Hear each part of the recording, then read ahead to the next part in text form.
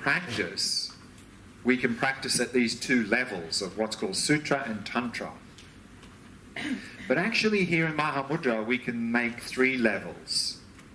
And some commentators do that. And so I'd like to briefly present that, because that'll tie into what we're going to be doing this weekend. And so we can talk about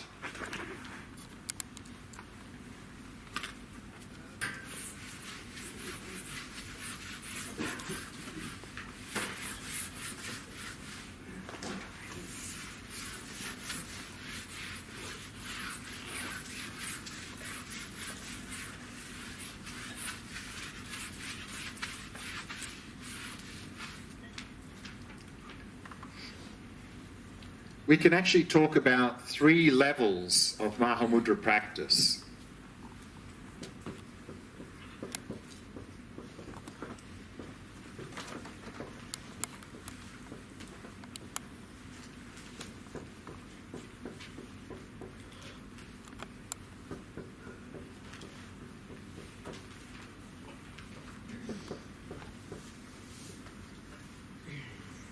Here in the text it says that all the variations of Mahamudra practice can either be described as Sutra or Tantra, but some commentators add a 3rd level called Essence Mahamudra. So let's have a look at the distinction between these 3 levels of practice. And for this I'd like to read from a book called Pointing Out the Great Way by Daniel P. Brown, American Buddhist. And here in his book he's really describing within the Kagyu system, this Mahamudra practice. And he says, in Buddhism, a popular distinction is made between Sutra and Tantra methods of spiritual development. The Sutra methods generally are drawn from the practices of early Buddhism and are typically 3-fold. The first, preliminary practices to make the body and mind fit for formal meditation. So we saw that just now, that we first engage in these preliminary practices, particularly these 4 of precious human life, death, impermanence, and the sufferings of samsara. That's the foundation. That's the first step here, he says. And then he says, second is concentration training to stabilize the mind.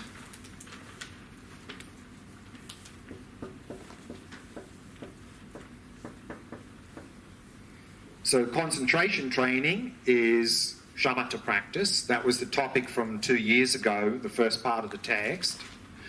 And then he says the third is special insight practice to realize the mind's essential nature. So special insight is the English translation for the Sanskrit term vipassana.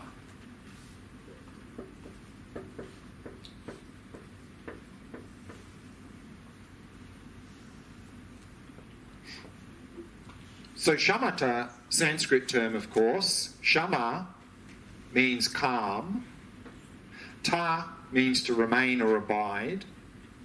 So often shamatha is translated as calm abiding in English.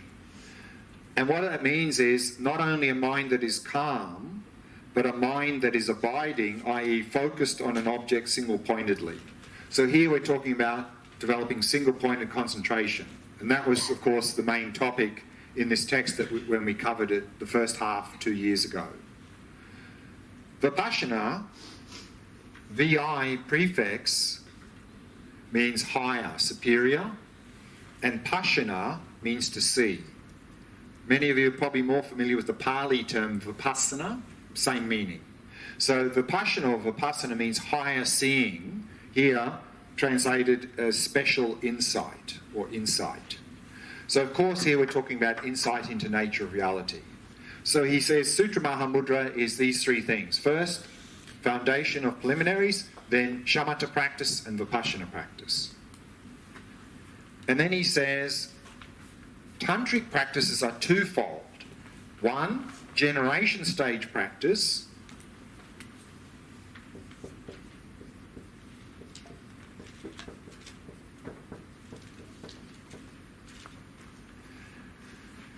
Generation stage practice, which entails complex visualizations to stabilize the mind and manifest its essential nature, And 2, completion stage practice,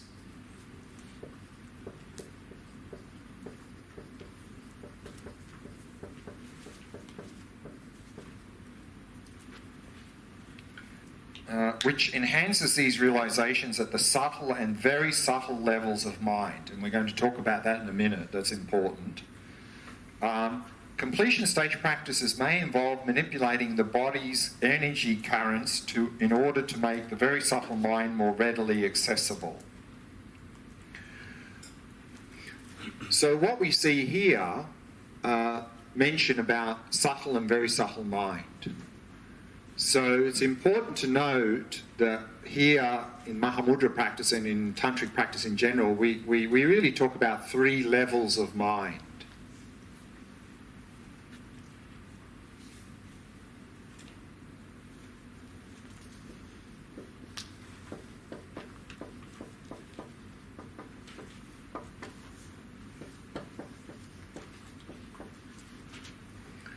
We can talk about the coarse level of mind.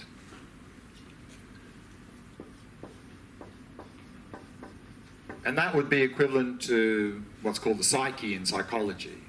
The coarse mind is the mind that we have now, that's active now. And in our coarse mind, there is a whole bandwidth of levels. And particularly in psychology here, they talk about conscious and subconscious. So we have this sort of level threshold above which we are conscious of what's going on, but then there's a lot of mental activity going on at a lower level we're not aware of. That's subconscious or unconscious. So conscious and subconscious or unconscious, that all happens within the coarse level of the mind. But here in a Buddhist context, we also talk about subtle mind.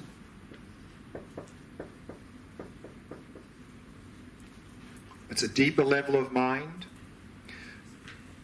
And this is the level of mind that we are gaining access with shamatha.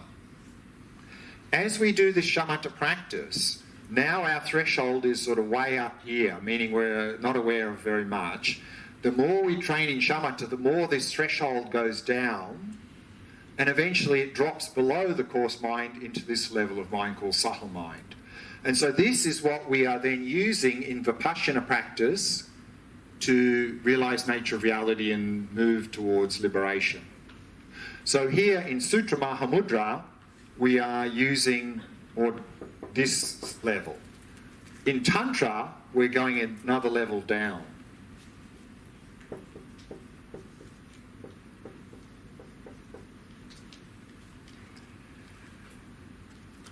So in Tantra, these 2 practices of generation and completion stage are helping us to gain access to this level of mind. And then we use this level of mind to move along the path to enlightenment. The deeper the level of mind we can gain access to, the more powerful. And that's what's he's saying here. But then if we complete this presentation on Essence Mahamudra, he says, some authors add a 3rd category, Sutra versus Tantra versus Essence. Essence traditions are exemplified by the Mahamudra and Dzogchen systems of meditation. The Essence viewpoint asserts 3 levels of mind, coarse, subtle, and very subtle. So also, like Tantra, in Essence Mahamudra, where we talk about these 3 levels of mind. And then he says here in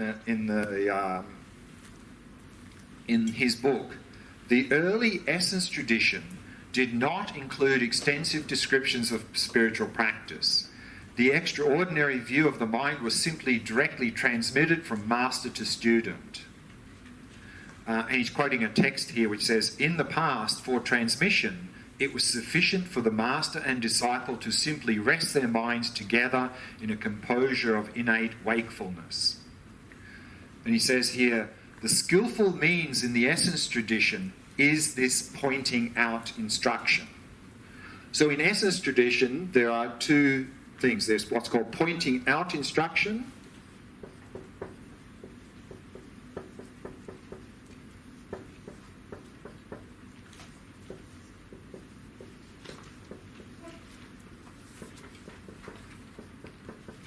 and what's called non-meditation instructions. So let's see what he comments about these. He says, he's talking about pointing out instruction. He says, in this context, the master's job is 1, to assess accurately the state of the student's mind, 2, to briefly influence the student's very subtle mind so as to remove hindrances that might otherwise obscure realization, 3, provide a precise description of the mind's real nature, and 4, awaken the student to direct realization of the mind's natural condition. The extraordinary practitioner gains this realization once the master directly points out the real nature of the mind. Ordinary practitioners generally do not understand the pointing out instructions because their minds are too clouded by coarse-level thoughts, mistaken ideas, negative emotions, and dualistic perception of the external world. Therefore, ordinary practitioners must refine their minds through standard practices before the essence view can be introduced. In the original Mahamudra tradition, the earliest masters literally sang the disciples into enlightenment with poems called dohas. The mind's natural condition was directly pointed out by the master, who then gave instructions to negate any artificial activity during meditation. That's non-meditation. Realization of the mind's awakened wisdom was a consequence of these pointing out and non-meditation instructions. This is essence Mahamudra. Later in the tradition, Mahamudra practitioners first learned to refine the ordinary mind through mastering traditional generation and completion stage tantric practices, and then took up Mahamudra either concurrent with or following these completion stage practice. This is tantric Mahamudra. Still later in the tradition, practitioners first refined the ordinary mind through mastering standard concentration and special insight meditation, so shamatha and vipassana, and after some degree of mastery had been achieved, Mahamudra was then introduced. This is Sutra Mahamudra. Thus, Mahamudra can be Sutra, Tantra, or Essence practice, depending on which practices are used to refine the coarse and subtle levels of mind before Essence instructions are given to address the very subtle mind. So therefore here, in the text, he says that Mahamudra can either be Sutra or Tantra. Then in that presentation, then these essence would just simply come under here, but some commentators make that a separate level of practice. So these are the levels of practice that we can engage in Mahamudra. And in Sutra practice, again, remember, we're trying to refine our coarse mind we have now, gain access to the subtle mind, use that in the spiritual path. Whereas in Tantra and Essence Mahamudra, we're trying to gain access to this very subtle mind and use that in the path. And we see that here, if we go into the next part of the text briefly, is Tantra Mahamudra. It says, Tantra Mahamudra refers to the clear light mind. The clear light mind is another name for the very subtle mind. So the very subtle mind has many names. Clear light mind, Rikpa, primordial mind, pristine awareness. It's given many different names depending on the tradition. So he's saying here that Tantra Mahamudra refers to this, that is a primordial wisdom, so blah, blah, blah. We won't go through the details. But basically, Tantra Mahamudra is gaining access to this very subtle mind. And in that section there, which we won't go through now, he talks about, to be able to do that, we need to do completion stage and generation stage, and we need to precede that with some shamatha and vipassana. So similar to what he said in his book, that if we really want to practice Tantra Mahamudra, we first need to have a basis in Sutra Mahamudra. Otherwise, we can do this and not really get anywhere because we don't have a basis. And if we want to do Sutra Mahamudra, we need a basis, of course, in the preliminary practices, the foundation practices. So we can see here that it's a step-by-step approach. So there's no point in going, oh, I like that, I like this Essence Mahamudra, that's really, I want that. Oh, I don't want to do all this stuff here, that looks like hard work. I think if that's the way we're thinking, we're just wasting our time. Because, you know, these pointing out instructions in non-meditation seem very easy. I just got to sit there, the master says a few words, I'll realise the nature of mind and I just sit in that. That's all well and good, but to be able to do that, as in the book, we need to have a basis. Otherwise, these pointing out instructions are simply just going to be words that we won't understand it, and we just sit there and we just space out and waste our time. So if we really want to do this, we need to do this, and if we want to do this, we need to do this. So that's where we are focusing in this text mainly. There's a brief description of Tantra Mahamudra in this text, but the main part of the text are these two practices and the preliminaries, which we covered in detail last time, and we covered the shamatha last time. So now, in this weekend, we are doing this. You refer to the subtle and the very subtle as deeper, like lower than the conscious or the subconscious or the unconscious. Correct. And I wonder whether it's not more accurate to call it superconscious. Like it's actually going above the conscious. It's not going deeper. It's going. Well, it depends just what you mean by those words. I mean, it's higher in terms of more powerful, but we can also use the word deeper as in more subtle. So it depends, because they use the word subtle and very subtle, then to use that term and use the upwards, it's sort of a bit opposite. But we could use the other way and say that each level is more powerful and therefore higher in that sense. But in terms of coarse and subtle, then it's a sort of downward presentation. So they're both okay as long as we understand what we're talking about. Can you expand more on the subtle versus very subtle definitions? And this will come up a little bit later in the text as well, but a very brief one is here, this subtle level of mind, it's of course the deeper level of the mind, of course, and in the subtle level of mind, our mind has single point of concentration. We are completely focused without any dullness or distraction. And this subtle level of mind is the level of the mind that is the sort of the ground state of the coarse mind. So basically what we're saying here is that all of our thoughts and emotions and so forth are arising from here and dissolving back into this level. And so we can talk about, we have a coarse mind and we have a subtle level of mind. But when we go down here, the very subtle level of mind is the sort of the ground state of consciousness. But this level of mind is what's called atemporal and non-local. Atemporal means beyond time. Time literally emerges from this. Time and space emerge from this. Therefore, it's non-local, means it's not individuated.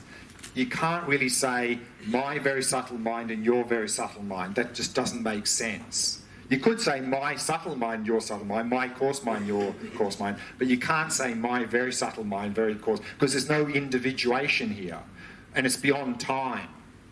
Time and space are literally emerging from this. So it's like a common mind? You can't say common because it's beyond common and different. You know, often people go, oh, that's collective consciousness. No. Collective consciousness is talk, is language up here. You can't say collective because there's no one or many at this level. So to use the word collective is wrong. That's not collective consciousness. Can I ask about an earlier part of the text? Sure. There's a part that says that the results of my actions would ripen in me, and you mentioned an interpretation that says that the good things will bring good and the bad will bring bad. And I have the question: isn't it in a way a dualistic perception of our own path in a way that all of the stuff that I've been doing, even though it came from being unconscious, led me to choose the path of being more conscious or enlightened. Right, so what that's all about is, now, you're right, we're in a dualistic mind. So we have to work with the dualistic mind to go beyond the dualistic mind. How do we effectively work with dualistic mind now is ethics. And being ethical will go beyond ethics. But if you abandon ethics from the start with the dualistic mind, big mess. So we need to use the dualistic mind, because that's where we're stuck now, and get that heading in a good direction so that we have a platform to go beyond the dualistic mind. And so that's what that's about. That's about having a platform within the dualistic mind of me here doing a good thing for that person there. Yes, it's dualistic, but that's where we start. That's where we are now, because that'll put us in a good direction so that with this practice here, we can go beyond duality. That's the whole point.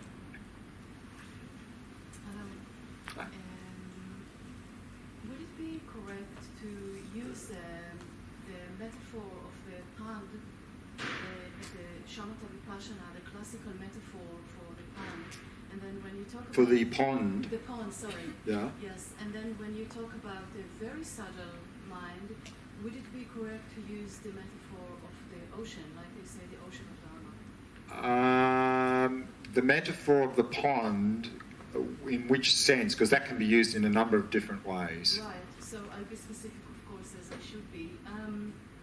I am talking about the metaphor of shamatha vipassana being like a pond, and when the wind is still not calm, you can't see the pond inside. You can't. The vipassana cannot arise because shamatha hasn't calmed the winds, so you can't see clearly. But once the shamatha we're practicing, the pond will get clearer, and then we can see deeply inside, and that will be the subtle mind. Correct. But then there's this metaphor in Mahamudra that's talking about the ocean of Dharma. So do you think it will be accurate to use that, the ocean of Dharma, the ocean, the pond and ocean, with a very subtle mind, or am I mixing two things that are not? Yeah, I think accurate? probably that wouldn't fit together too well.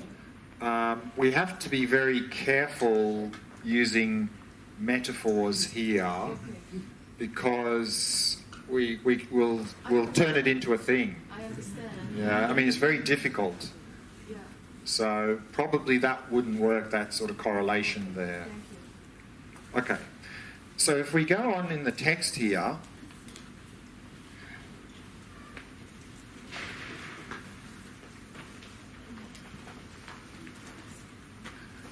if we go on to the next part there, it says Sutra Mahamudra.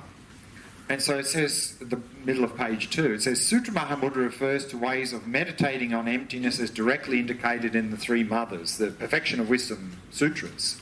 So therefore we see, Sutra Mahamudra is meditating on emptiness. So Vipassana here, on the basis of shamatha, it's all about meditating on emptiness as described in the Perfection of Wisdom teachings. And he's quoting Nagarjuna there, says there's no path to liberation other than this. Meaning if we want to be liberated, we need to do the Vipassana practice to realise emptiness.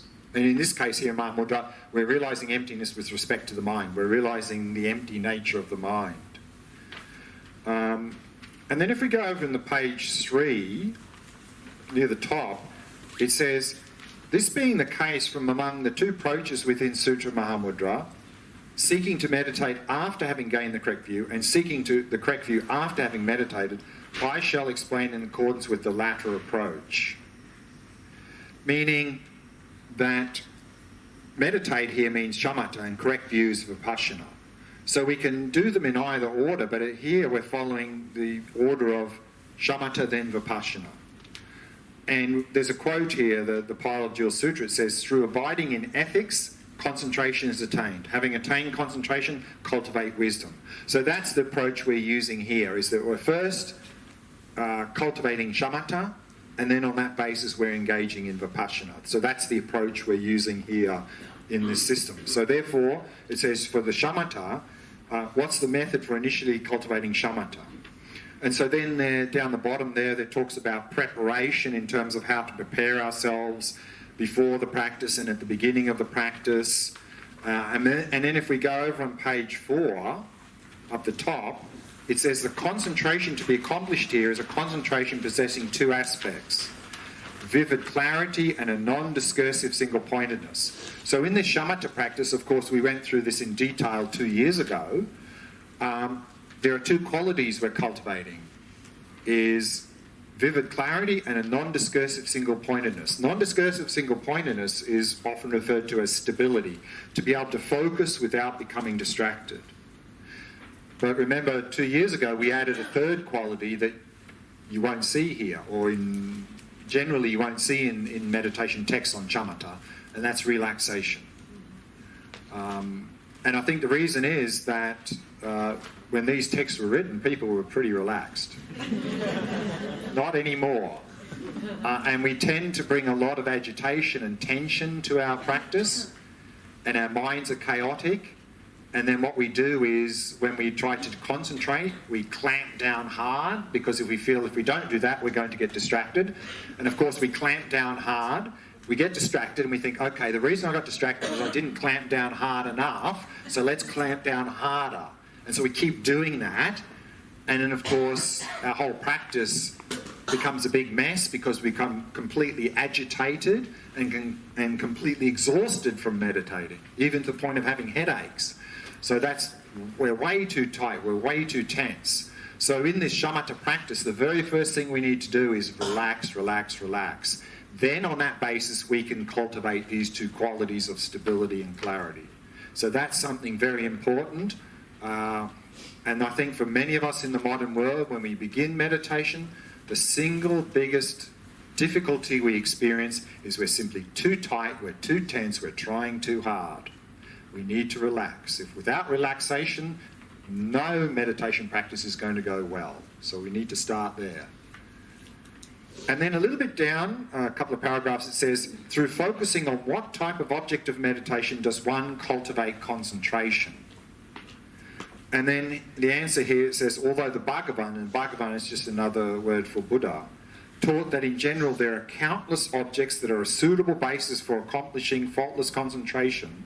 So we can focus on one of many different objects for this shamatha practice. But here it says, since most of the previous gurus of these instructions accept focusing on the mind, this very method will be used.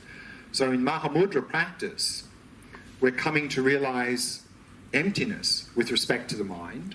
Therefore, since in Vipassana we're going to realize this emptiness, therefore in shamatha it's very much recommended we also use the mind as the object for shamatha practice, because that's what we're going to investigate in Vipassana.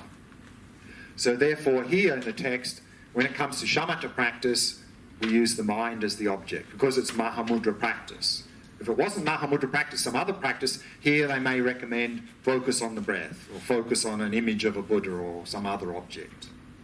But here, in the text, we're using the mind as the object. And then if we go down towards the bottom of page 4, the second last paragraph, it says, now attentively focus mindfulness on the mind's nature of awareness and clarity, and observe it single-pointedly and nakedly. So what it's saying here is that we are observing the mind. And the mind has a nature of clarity and awareness.